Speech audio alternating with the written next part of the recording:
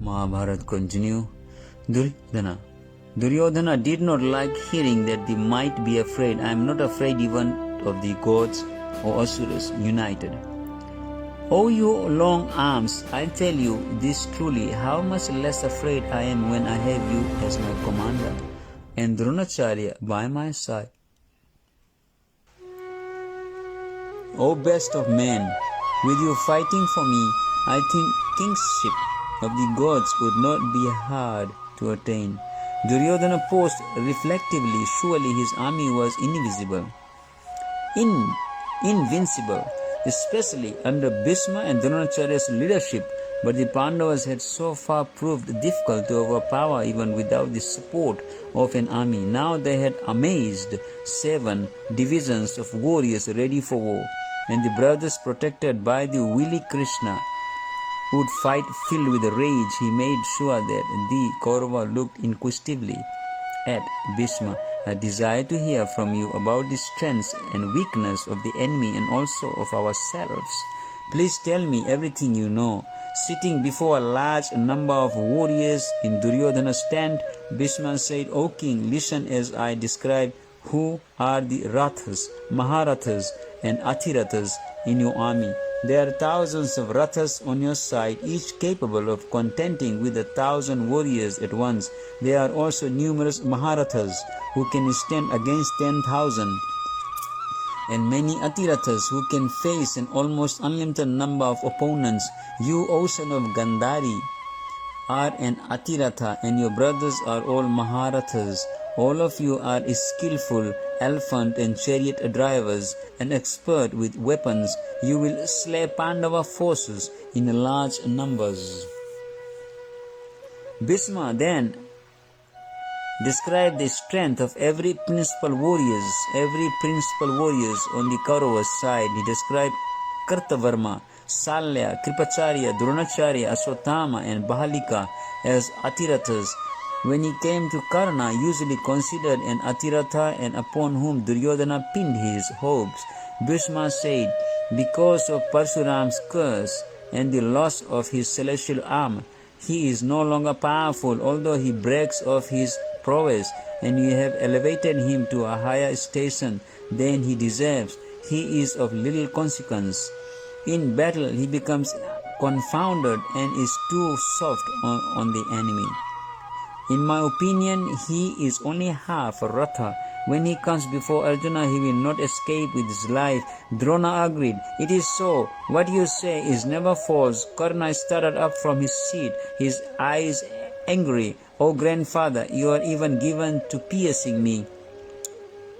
You are ever given to piercing me with your sharp words. What sin have I committed that you derive such pleasure from insulting me? I tolerate it only for Duryodhana's sake. In my opinion, you two are only half a Ratha. I do not speak an untruth way. When I say that you are the enemy of the entire universe, you are the Kuru's enemy in the guise of a friend. Who else would seek to create disunion among our forces and sap their energy by mean descriptions of their power? By saying that one is greater than another based upon your own estimation, you simply discouraged the fighters. You are moved only by desire and hatred. Karna's voice filled the tent. He could no longer tolerate Bhishma's stinging words. Clenching his fists, he turned toward Duryodhana. O king, abandon this wicked man at once. If you do not, he will soon destroy your army by sowing the seeds of discord. What use are his estimations? Let me go out to meet the Pandava armies. They will soon be rooted like bulls meeting a tiger. Bhishma boasts of being able to fight the universe, but his words are vain and empty. He is old and senile. His intelligence has become like a boy's. Reject him at once and choose me alone. I can slay the Pandavas and all their followers, but I will not do it while Bhishma is still on the battlefield. The glory and fame of a victory goes to the commander and not to the individual fighters. I will do nothing to increase Bhishma's fame. When he is killed, I will come out and display my prowess. Bhishma looked contemptuously as Karna. The time for battle has arrived. Long have I known this calamity would come. Now the burden of this battle, vast like the ocean, rests upon my shoulders. I have no desire to create dispute among our men. For this reason only do you still live, O son of a Sutta. Although I am now old and you are young, I would still immediately destroy your desire for battle and take your life. The Kuru commander felt like anger rising. Good men do not approve of self-praise, but I will say something now because I have lost my temper. When I attended the Swayamvara at Kashi, I single-handedly overpowered all the kings on earth. What have you done? You are an ill-starred man, and since your arrival the Kurus met with disaster. Prove your words in battle. I will see your actual strength when I see you escape from Arjuna. O man of wicked intelligence! Duryodhana leaped up. Be peaceful, O son of Ganga. I need both you and Karna in this fight. No doubt you will both perform heroic deeds. Leave aside this petty squabbling and tell me more of the strengths and weaknesses of the two sides. The fight will soon begin. Still glaring at Karna, Bhishma began to describe the Pandavas' strength. The pious king Yudhishthira is himself a mighty Mahabharata. He will roam about in battle like a fire itself. His brother Bhimsena is powerful beyond measure. His strength is not human, and in a fight with either mace or arrows he is without equal. The two sons of Madri are peerless fighters. Remembering their hard suffering in the forest, they will release the poison of their anger in your man. O king, all 5 Pandavas are great-souled devotees of the Supreme Lord. They are invisible. They have all practiced asceticism and are devoted to virtue. Their prowess is incomparable, as you saw at the Rajasuya when they conquered the earth. Even as children you saw their extraordinary strength, and that is when you first became envious of them. In my view, you should avoid them in battle. Bhishma Pitama looked intently at Duryodhana as he spoke regarding the copper-eyed Arjuna, who has Narayan as his ally. I say this, no brave warrior in either army can match him in any way. Even among the gods, Gandharvas, Nagas, Rakshasas, demigods, Yakshasas, he has no equal. What to speak of among men? He has the Gandiva bow, a divine chariot drawn by horses that can fly at the speed of the wind, impenetrable celestial armor, and 2 inexhaustible quivers. He knows every celestial weapon. He will wreak heaven in your army. O king, only myself or the preceptor can advance against him. There is no third warrior capable of standing before him when he pours forth his showers of arrows. But he is young and fit, while both Drona and I are old and worn out. He now waits for battle with Keshava at his side. All the kings in Duryodhana's tent heard Bhishma's description of Arjuna and felt a thorn of power. Bhishma described the other fighters on the Pandavas' side, having named many of them as Athirathas and Maharathas. He spoke about Sikhandi. You have all heard that he is destined to kill me, but he was born a woman, and I will not therefore face him in battle. Listen now, I tell you his history, which I have heard from Narad Rishi.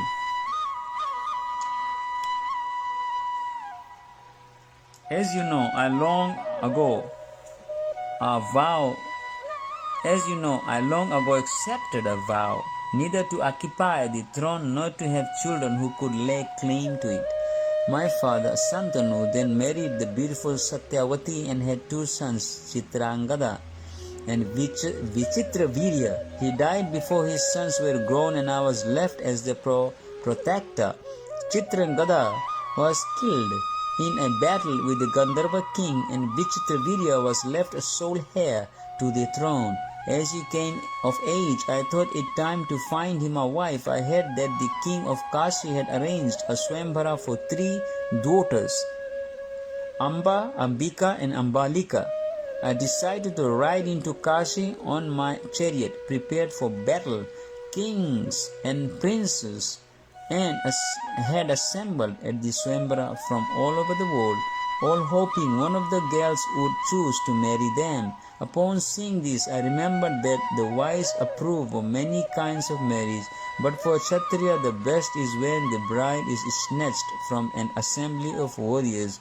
After defeating them in a fight, I then announced to the kings that I had decided to carry away all 3 princesses for my younger brother, and challenged them to prevent them if they could. Bhishma spoke.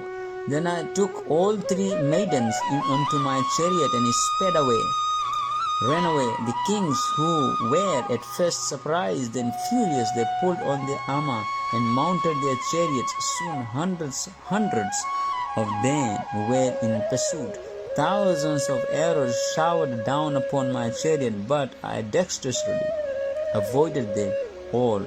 As the princesses trembled in fear, I took up my own bow and turned to face the kings.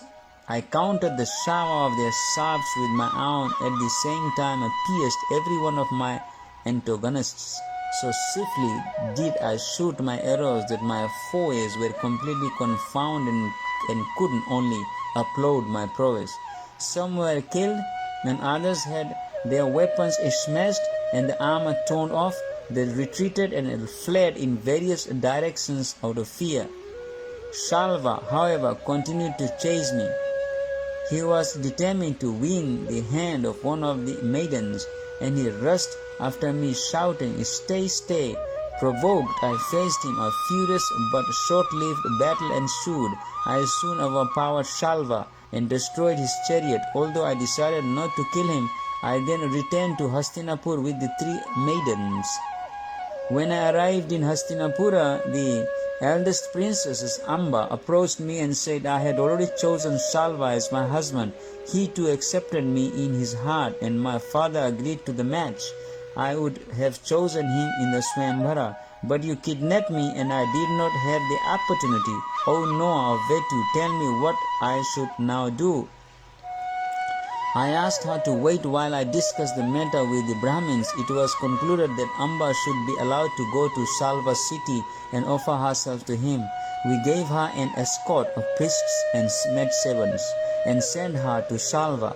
When he saw her, however, he said, "O lady of fair complexion, I no longer desire to accept you as my wife, for you have already been taken by another.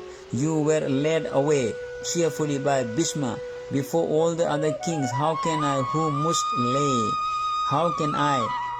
lay down the law for others, now accept you? You have been touched by another man. According to holy books, I cannot now accept you as my wife." Amba tried to change Shalva's mind, pleading that she had not been happy to be kidnapped. She had gone to Shalva at the first opportunity. The king was adamant he would not accept her. He told the disappointed princess to return to Hastinapur weeping like a osprey. She thought, what woman in the world could fall into greater trouble than the predicament I now face? I have been robbed by my friends.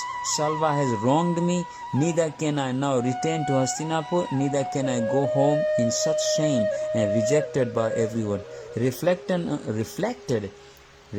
on the cause of her troubles, Amba decided that I was to blame. She wanted revenge. Rather than return to Hastinapur, she chose to go to Hermitage, and stayed the night. In the morning, the rishi saw her weeping and inquired about her sorrow. The lady told them everything and asked them to help her.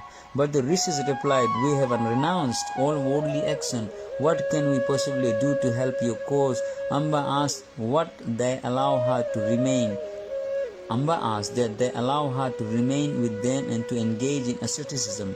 She had decided that the calamity that had befallen her was the result of her past sins, and that by practicing penance she could become free from them.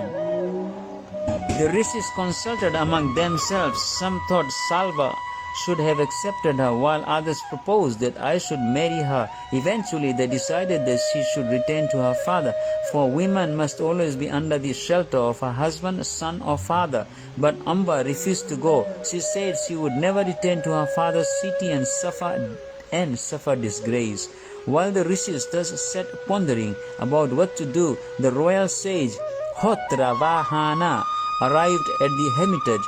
He took special pity on Amba because he happened to be her maternal grandfather. He became enraged that I had stolen her and thus ruined her life. With his lips trembling in anger, he said, "O Amba, you have grieved enough. Do not go to your father's house, for that will only increase your grief. You should place your case before the great Parsuram. He is my good friend and well-wisher. For my sake, he will surely remove your grief. Either he will convince Bhishma to accept you, or he will slay him in battle.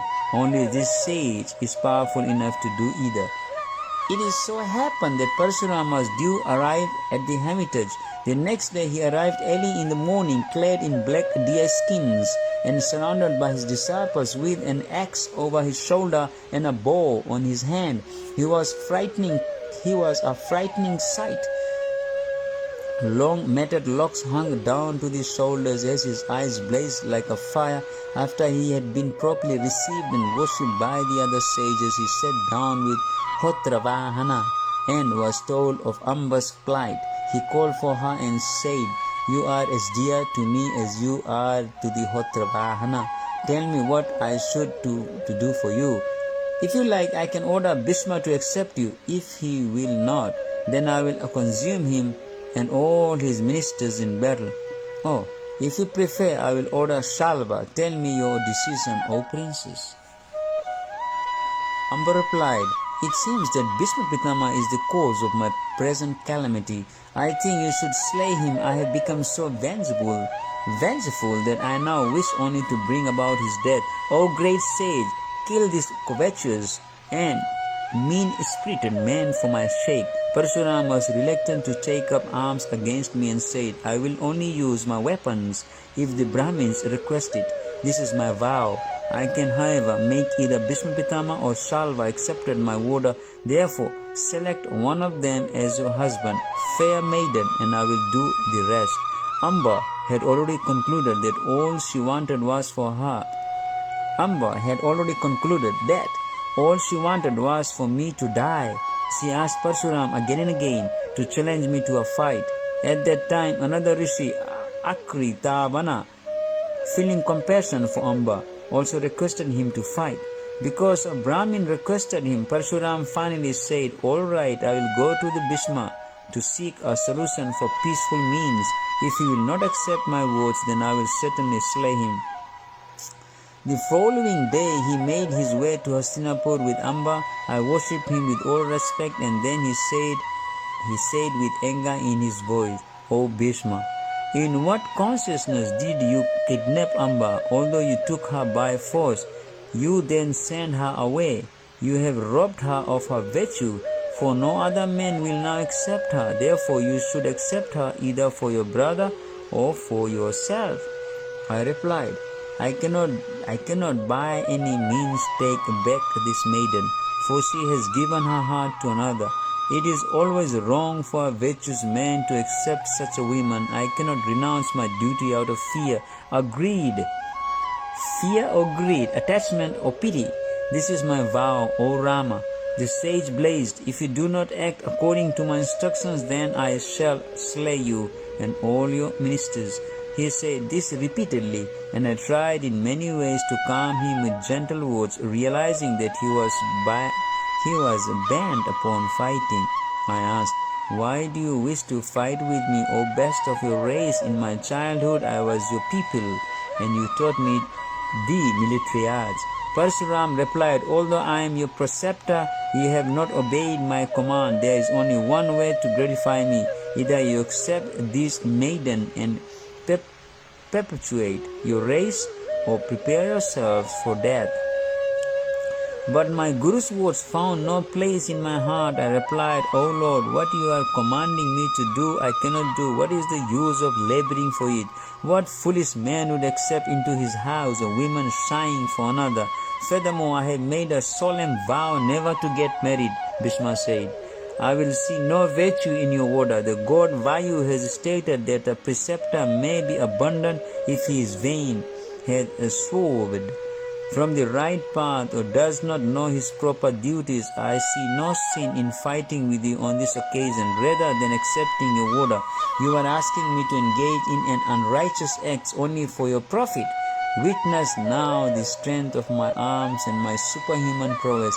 Let us go to the Kurukshetra. Slain by my arrows, you will attain the glorious regions you have earned by asceticism.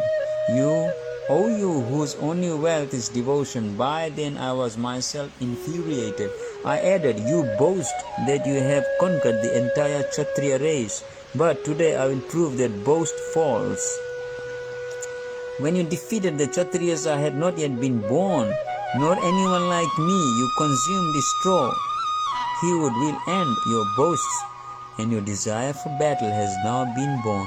I will destroy your pride, do not doubt it. The sage smiled. It is fortunate, O Bhishma, that you wish to fight. I will thus curb your arrogance. You will fight at Kurukshetra. There your mother Ganga will see you thrown down and turn into a food for vultures. O ruler of the earth, your mother does not deserve to see such a sight, but it must be so. For you are foolish and overly proud. I bowed before the sage and said, be it so. Bhishma is speaking. After performing propitiatory rites to invoke the Brahmin's blessings, I mounted my chariot and headed out to the city. Equipped with all my weapons, I shielded my chariot. I bowed before the sage and said, be it so. After performing propitiatory rites to invoke the Brahmin's blessings, I mounted my chariot, headed out of the city. Equipped with all my weapons, I shielded my chariot with a white umbrella, yoked my white horses, which can move with the speed of the wind. As I moved off, bards and singers eulogized me. I arrived at Kurukshetra and saw Ram waiting there, grasping his huge bow. Thousands of his followers were present, and around the battlefield stood numerous rishis. In the sky I saw the gods headed by Indra. Celestial music sounded and flowers fell from the heaven. My own mother, assuming her divine human form, came before me and asked, what do you wish to do, my dear son? When I told her, she reproved me. You should not fight with the Brahmin, Ganga said. Do not fight a Jamagdani's son. His strength is equal to that of a Shiva. He exterminated the Kshatriya's race. You know all this. Why then stalking rush? His strength is equal to that of Shiva. He exterminated the Kshatriya's race. You know all this. Why then have you come to fight with him? I explained to my mother all that had happened and made it clear that I would now turn back. See, not now, turn back. She then implored the sage not to fight with me. I was, after all, his disciple, which is not different than his son. The sage said he was determined to teach me a lesson, helplessly to stop either side. My mother retired from the battlefield, feeling anxious for my sake. I looked across at Parshuram and saw that he had no chariot or coat of mail. I called out, how can I fight you while you stand upon the earth? O Rama, mount a chariot and put on your armor, for I will now release my weapons. Ram laughed back. The earth is my chariot, the Vedas are my heroes, and the wind is my driver. The mothers of the Vedas, Gayatri, Savitri and Saraswati, are my armor. Well protected by all of them, I shall fight, O Dalita, O delighter of the Kurus. The sage immediately covered me on all sides with a thick shower of arrows, repelling his shafts. I saw him mount a blazing chariot that resembled a city. Celestial horses were yoked and it was protected and ornamented by golden armor and decorations, said by Bhishma. The chariot was wonder to behold and had been created by his will, clad in brilliant armor. He stood upon it, looking like a Yamaraj surrounded by the personified Astras. His disciple Akritavama,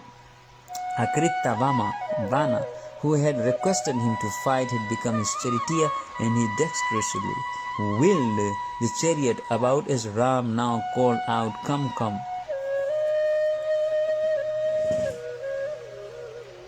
I repelled another 2 showers of arrows, then I dismounted my chariot, putting down my weapons. I went over the sage and prostrated myself on the ground. Whether you are my equal in battle or my superior, I will fight with you, my Lord. Even though you are my preceptor, bless me that I may obtain victory. Hare Krishna.